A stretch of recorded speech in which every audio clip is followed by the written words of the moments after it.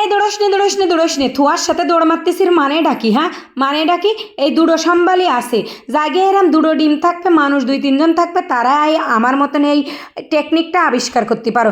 এই টেকনিকে যদি দুটো ডিম থাকে তা 6-7 জন লোক অনায়াসে খাওয়া যায়। কি এরা খাওয়া যায় চলো আমি কয়ে দিচ্ছি। এইরাম 250 গ্রাম ডাল নিবা, নিয়ে ওর মধ্যে 1 খাবলা পেঁয়াজ, 1 খাবলা রসুন আর কয়টা কাঁচা জাল, নুন হল দিয়ে তেল দিয়ে এরম মাহায়ে থুয়ে দিবা। একদম 10-15 মিনিট থুয়ে দিবা। এই থুয়ে দিলে কী হবে জানো, ওই নুন হলদি ভালো মতন ওর মধ্যে ঢোকবে, সিদ্ধটা ভালো মতন হবে। তারপরে চলে আসবা সেই দুটো ডিম নিয়ে একটা বাটির কাছে।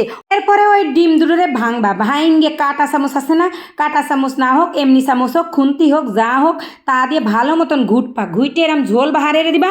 ঝোল ঝোল যে সময় হয়ে যাবে সেই সময় ওরে নিয়ে চলে যাবা কড়াইয়ের কাছে। আগে ওরম তুই এই দিতে পারো, আগে ভাই যেও নিতে পারো। আমি কিন্তু ওই ডিমডারে গুলাই এক পাশে থুয়ে দিয়ে চলে আসলাম কড়াইয়ের কাছে। আইসে তেল মেল তো সব দিয়ে আসিল। এইবার ওই কড়াই গরম হয়ে গেছে যে সময়, সেই সময় একটু পানি দিয়ে অল্প এরে পানি দিছি, দিয়ে ডালডারে একদম চুলোর পরে বসাই দিয়ে চুপ মারে একটু গুটে গাইটে ডাহিয়ে থুয়ে দেবো। এরপরে যে সময় ডাল এরম সিদ্ধে সিদ্ধে মাহা মাহা হয়ে যাবে না, সেই সময় ওরে ভালো মতন একটু গটপো, গুইটে একদম থকথকে হয়ে যাবে, সেই সময় টমেটো কেটে থুইলাম। ওই টমেটো কাটাগুলো ওর মধ্যে দিয়ে দেবো। টমেটোর তো কিন্তু পানি ছাড়ে, এর ডালি কিন্তু পানি থাকবে না, বুঝছো। রাঁধতেছি ডিম, তার মধ্যে দিচ্ছি ডাল, আবার যদি ঝোল ঝোল হয়ে যায় তাহলে কী হবে না, পাতলা ডাল হবে না। আমি কিন্তু পাতলা খাবো না, এই জন্যই ঘন টাইট করে ফেলাই দেবো। তা ওই টমেটোর পানি ছাড়ার পরে যে সময় পানি একদম হয়ে থকথকে হয়ে যাবে না, নাড়িয়ে ছেড়িয়ে দেখবো এরম থকথকে যে সময় হয়ে যাবে, সেই সময় ওই ডিমটারে ভাজিয়ে নেবো। এর আগে ভাজলে ও হয়, তা আমি একটু পরেই ভাজবো, কারণ গরম গরম দিয়ে দেবো একদম। ওই যে পেঁয়াজ ফোড়ন দিই না আমরা ডালি, আমি দেবো ডিম ফোড়ন, আবার পেঁয়াজ ফোড়নও দেবো।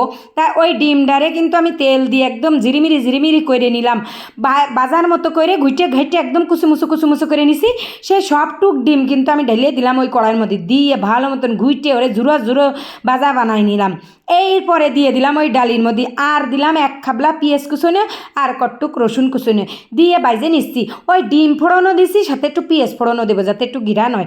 আর খাচ্ছি তো ডাল, তা একটু নবাবিয়ানা যদি খাই, নবাবিয়ানার মতন, তাহলে একটু জিভ একটু লক লক করবে না। তা সব কিছু ফোড়ন দিয়ে এইবার দেখো ডাইলে নিয়ে আসলাম বাটিতে।